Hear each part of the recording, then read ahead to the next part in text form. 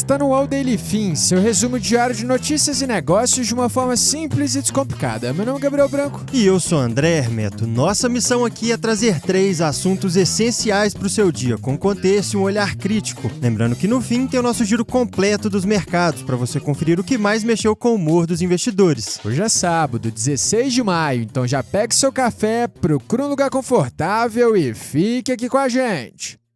Entre os destaques desse episódio na seção Empresas, o ChatGPT agora quer cuidar do seu dinheiro. Em Mundo, CIA visita a Havana e reforça a ambição americana sobre Cuba. Já no Brasil, Cláudio Castro é alvo de operação contra fraude fiscal. Muita coisa importante pra gente conversar hoje, então já fica ligado e bora pra primeira notícia.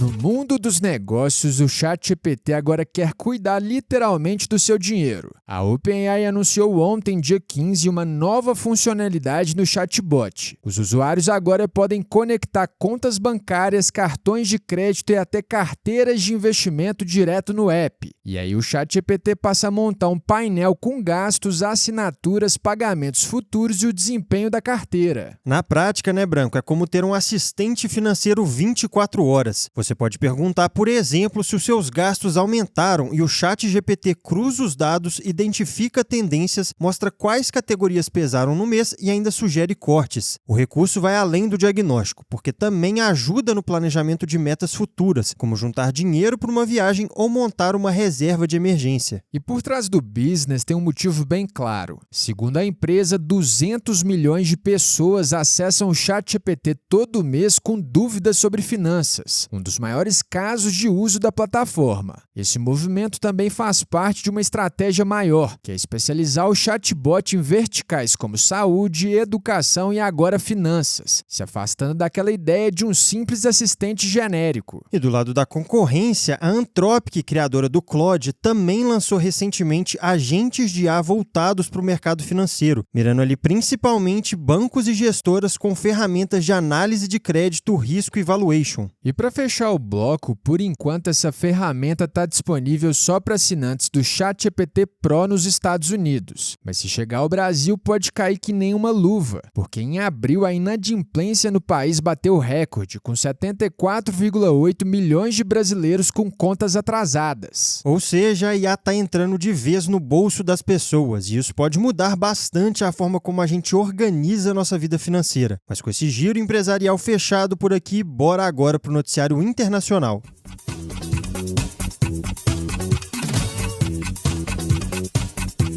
Agora no bloco internacional, o clima é de tensão em Cuba. O governo cubano confirmou que uma delegação dos Estados Unidos se reuniu com autoridades do país em Havana. A delegação foi liderada pelo diretor da CIA, John Ratcliffe, e essa viagem é bem simbólica. Foi a segunda vez que um chefe do serviço de inteligência americano visita Cuba desde a Revolução Comunista em 1959. E entendendo o que rolou nessa conversa, segundo a CIA, Ratcliffe levou uma mensagem de Trump, dizendo que os Estados Unidos estão prontos para apoiar Cuba em questões econômicas e de segurança, mas desde que a ilha faça mudanças fundamentais. Do lado cubano, o governo afirmou que Cuba não constitui ameaça à segurança dos Estados Unidos e que não existe justificativa para estar em listas de terrorismo. E aí entra o pano de fundo. Trump considera Cuba uma ameaça à segurança nacional americana, vem aplicando sanções e bloqueios e já chegou a dizer que seria uma honra tomar Cuba, que fica a só 160 quilômetros da Flórida. E o impacto disso tudo é pesado. Por conta do bloqueio energético americano, Cuba tem convivido com apagões de até 20 horas por dia. Isso resulta em hotéis fechados, voos cancelados e até suspensão de serviços básicos. E nessa semana a situação piorou ainda mais. Um apagão atingiu a ilha e a Havana registrou panelaços depois que o governo anunciou que as reservas de combustível se esgotaram. Em resposta, os Estados Unidos ofereceram $100 milhões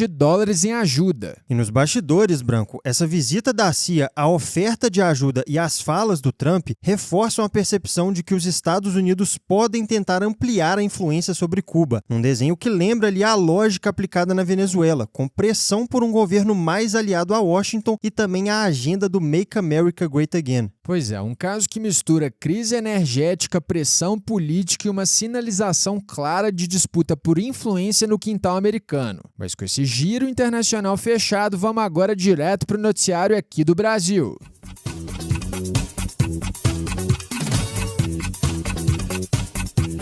Começando o bloco de Brasil, a Polícia Federal deflagrou ontem a Operação Sem Refino, mirando suspeitas de fraudes fiscais, lavagem de dinheiro, corrupção e ocultação de patrimônio envolvendo o Grupo Refit, que é a antiga refinaria de Manguinhos. A operação foi autorizada pelo ministro Alexandre de Moraes. No total, a PF cumpriu 17 mandados de busca e ainda bloqueou mais de 52 bilhões de reais em ativos financeiros. Isso aí, pessoal, vocês ouviram certo, bilhões mesmo. Um dos alvos da operação foi Cláudio Castro, que é ex-governador do Rio. Ele renunciou ao cargo em março, um dia antes do TSE retomar o julgamento que tornou ele inelegível por abuso de poder político e econômico. E segundo a Polícia Federal, Castro atuava de forma decisiva para proteger e favorecer os interesses da Refit. Entre os exemplos citados, ele promoveu trocas em cargos estratégicos e até sancionou a chamada Lei Ricardo Magro, que permitiu descontos de até 95% em multas e juros para empresas em recuperação judicial, como a própria refinaria. E falando em Ricardo Magro, que é o controlador da Refit, ele teve prisão preventiva decretada e o nome dele foi enviado para a lista vermelha da Interpol. Ele vive há mais de 10 anos em Miami, nos Estados Unidos, não retorna oficialmente ao Brasil desde 2018 e ainda não foi localizado. E a Polícia Federal aponta o Magro como líder de uma organização criminosa que usava empresas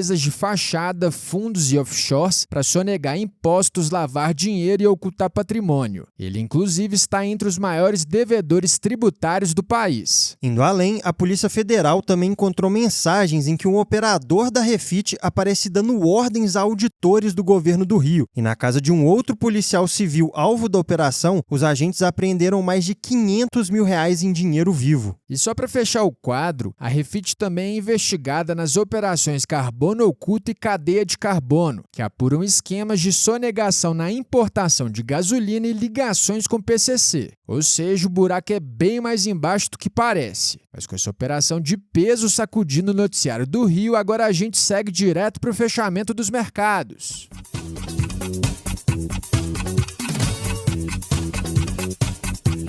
No fechamento dos mercados do Daily Fin, a gente começa pelos Estados Unidos. Por lá, os investidores reagiram negativamente à falta de anúncios concretos depois da reunião entre Donald Trump e Xi Jinping, apesar dos dois terem sinalizado progresso nas conversas. As autoridades americanas esperavam que a China ajudasse a pressionar o Irã, seu principal fornecedor de petróleo, para buscar uma saída para a guerra. Com isso, em Wall Street, o S&P 500 caiu 1,24%. Enquanto o Nasdaq recuou 1,54%. Já o petróleo Brent subiu 3,35% a $109 por barril. No mercado acionário, a Microsoft subiu 3,05%, depois que Bill Ackman revelou que sua gestora, a Pershing Square, montou uma nova posição na Big Tech. O investidor disse que acompanha a empresa há anos e que viu a ação atrativa após a queda recente. Aqui no Brasil, o Ibovespa recuou 0,61% aos 177.284 pontos, pressionado pela aversão global ao risco. No mês, o índice acumula queda de 5,36%. Na ponta negativa, a Cosan caiu 5,16%, depois de reportar um prejuízo de 1,58 bilhão de reais no primeiro trimestre. A dívida da companhia ficou em 11,5 bilhões de reais, uma alta de 18% frente ao trimestre anterior. Para fechar, o dólar subiu 1,63% e encerrou o dia a R$ 5,06. Ao longo do pregão dessa sexta, a moeda americana chegou a bater R$ 5,08 na máxima do dia. E agora que encerramos essa sessão, terminamos mais um episódio. Se você curtiu o nosso nosso conteúdo hoje, já segue a gente aí e ativa o sininho para não perder os próximos. E lembrando aqui que essa é a versão em áudio da nossa newsletter, ela chega todo dia às 6 horas da manhã no seu e-mail e por lá você encontra mais detalhes e outras sessões que não cabem por aqui. O link e descrição está na descrição desse episódio. E se esse episódio te ajudou, não guarda só pra você não. Aproveita o fim de semana e já compartilha com os amigos e a família, até porque todo mundo merece ficar bem informado. Boa turma, bom descanso e a gente se vê na segunda no próximo episódio. Valeu, pessoal!